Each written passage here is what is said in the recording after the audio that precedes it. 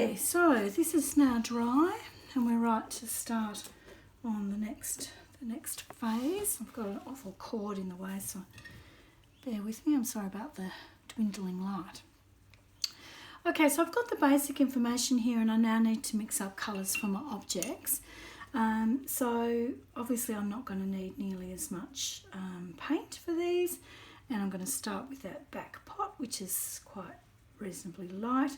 I don't have to be really true to those colours. I can kind of make executive decisions a little bit, which is nice. But again, I'm going to add the tiniest bit of each colour. So every time I'm adding a bit of each colour into each object that I paint. So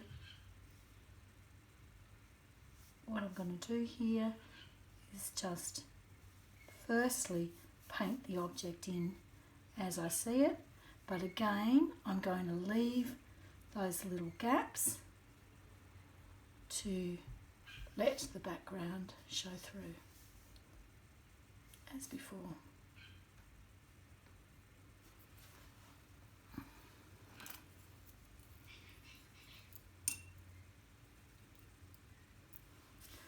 I'm just going to go around.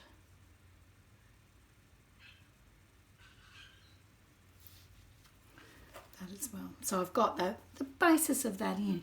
Now when I look at this pot that you can't see, I've got a shadow that runs along like that. So I need to nut that shadow out, and that shadow has got a bit of orange in it from the pot in front, and I'm going to go with that similar orange colouring.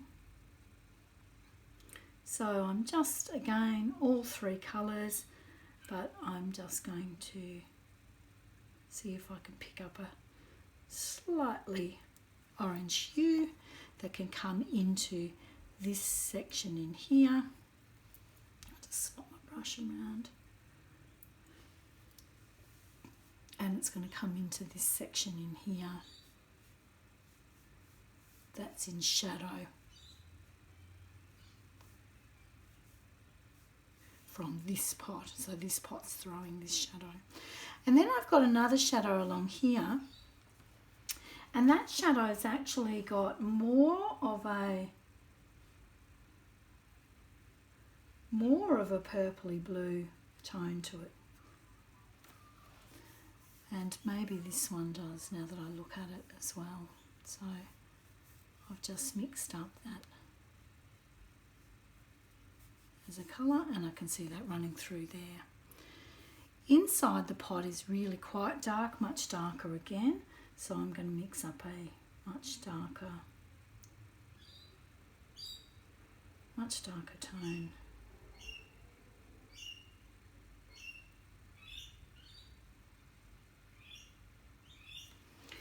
And I can add the colour as I see it. So again, there's kind of a strip of colour runs across like that. So I'm doing a fair bit of observation, but I'm not a slave to that. I'm just getting an approximation of what I see in.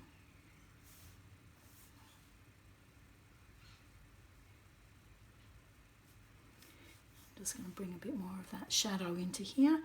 And I also see a shadow that runs across like that, which is from this pot. So it's a shadow that's been cast from that pot.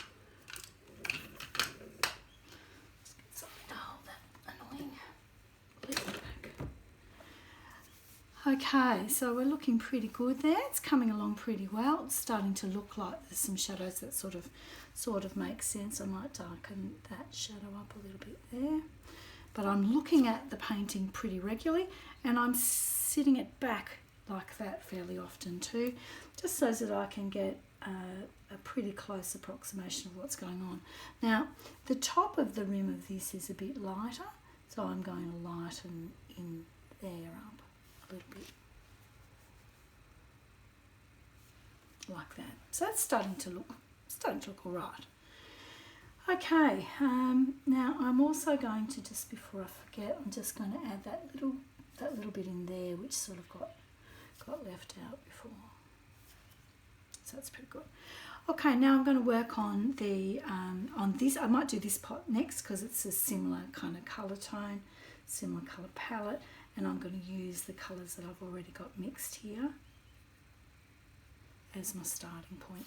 So in here I've got some colour that runs down here.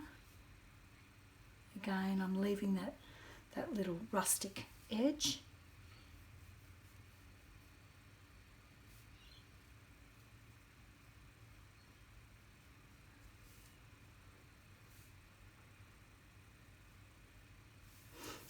Gone a bit funny there, but see if we can repair it. That's better. So it's quite light along this edge. It's a shame you can't see it from the same viewpoint as me, but I just don't think I can find a way to, not quite that good at my camera work, I'm afraid. That's the way it goes. A little bit lighter up in there. I can also see some highlights in this one, which I'm going to pop in while I've got a brush that can do that. And I'm still using a fairly on purpose, a fairly chunky brush. So I'm trying to avoid getting too nitpicky with brushes. Okay, so now I'm up to that orange pot, and I am going to do it an orange of a type because it sort of seems to make sense to me. That's pretty vivid, so I'm going to knock that back with a little bit of blue. So the complementary colour, the blue, is just going to settle any colour that you put down. It's going to just quieten it down. So if you feel like a colour's gotten a bit out of control, popping a little bit of its complementary in is just going to settle it down. You can see that happening there. So that's not bad. It's probably a little bit more coral than that.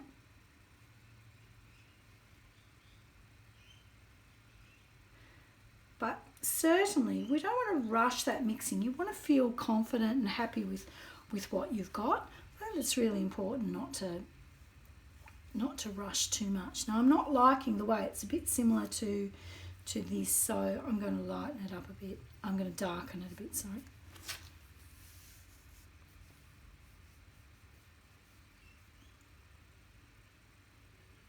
So again, I haven't over mixed this, so you can see bits of colour coming through.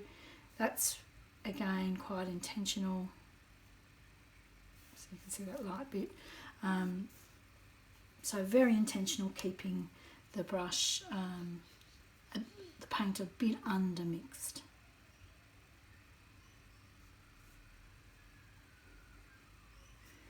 And that's coming up quite nicely. I quite like that dark with the purple. I might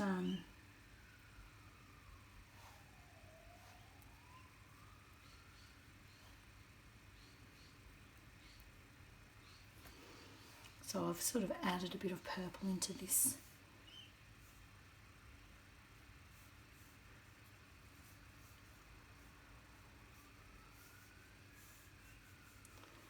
A little bit in here. Sorry about the sirens. Okay, that's looking pretty good. Now the inside of the other cup is similar, so I can just use what I've got there. And again, I'm not going to go too far overboard with that. I just want to get a sense of it in there.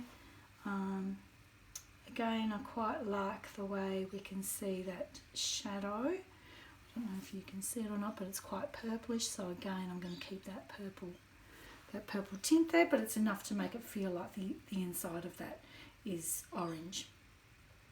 Now once you get to this point, then you're just really finessing. So you're at the point now where you're starting to just kind of add in little touches that are going to just make it kind of, come together. We the rims on these pots. None of these rims, so when we draw rims, a lot of people want to do this. I'll just move that aside. So people want to do this where they draw a rim like that. But the reality of these rims is that they are an ellipse. And that's a really important thing to understand, that there's a smoothness to those curves rather than it doesn't come to a point, a V. So it's not pointy, it's rounded. And you need to really look carefully at those as you're going along.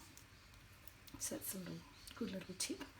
Now when you come closer to finishing, you can add some little touches of white, and you can use what's called a Chinograph pencil. I'll just see if I can find one quickly.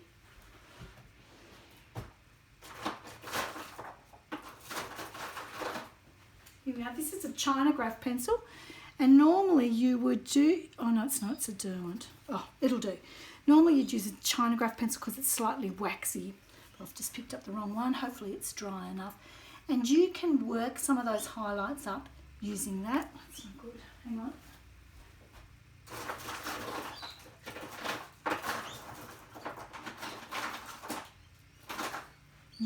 No luck.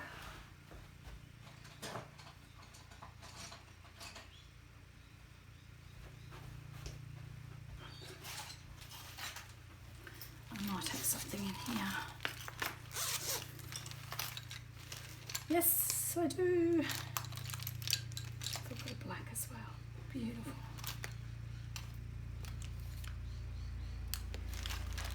Okay, so these are both types of. Well, this is it's still not the right thing. Doesn't matter. This is. Now, this is a black Chinograph pencil, which enables you, if you needed to come in if there were little areas where you wanted it to be a little bit clearer. So it might be just in there, for example. This is a jug, so it does have a point on that side. Or in here. So we don't want to overdo it, but it just crisps up a few edges a little bit. You can see that starting to work there. So it's pretty subtle, but it's kind of, it can be a nice little touch. Likewise, I'll just see if this one's going to work. No, it's not. Oh dear. I try to get everything right, and then I think of things as I go along. Just imagine it's like me going to the cupboard all the time. No. I'll try this again. No, it's not going to work. I'll have to find a Chinograph pencil, but that gives you the idea. Now, the only thing that's left there now that I do need to do is just pay a bit of attention to the shadows, which are kind of actually quite complicated because I've got shadows coming in all directions. Now, I'm just doing this very lightly, but I've already got that dark orange, which is kind of the right, sort of right for that orange background, so I'm just going to use that. But I'm not using solid paint because I don't want it to come out as a big solid colour. I just want it to be a little bit more subtle than that.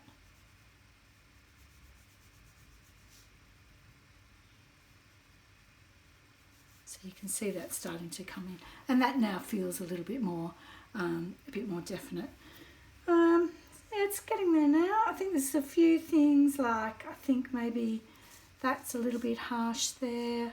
That could be softened a bit and so forth. So there's little things like that that can be tweaked, but that gives you the basic idea of how to put everything into place. And fairly simply, you could add some agitations of colour into the background maybe, but I think that's basically it. The main thing is that you can see, and I'll hold it up a bit, if I can get it straight there. Oh gosh, it's like flying a helicopter. There you go. That's getting there. So step 1, our purple colour. Step 2, drawing our 50-50 half-half and filling it in, which I haven't got. I thought I had one like that. Step 3, that's with the pots in. And then the colours. Background colour, you can see that one's quite a lemony colour. That one's a, an orangey beigey colour. That's a purple. That's a different purple. Lots of alternatives that you could use colour-wise that would work. So I hope that that's helped a little bit. The main thing is don't go overboard. This is about subtle colour. So go back and look at Morandi's colours. Even this one, this orange pot's probably a bit strong for a Morandi, but that's okay. We can live with that. Okay, I hope that helps. See ya.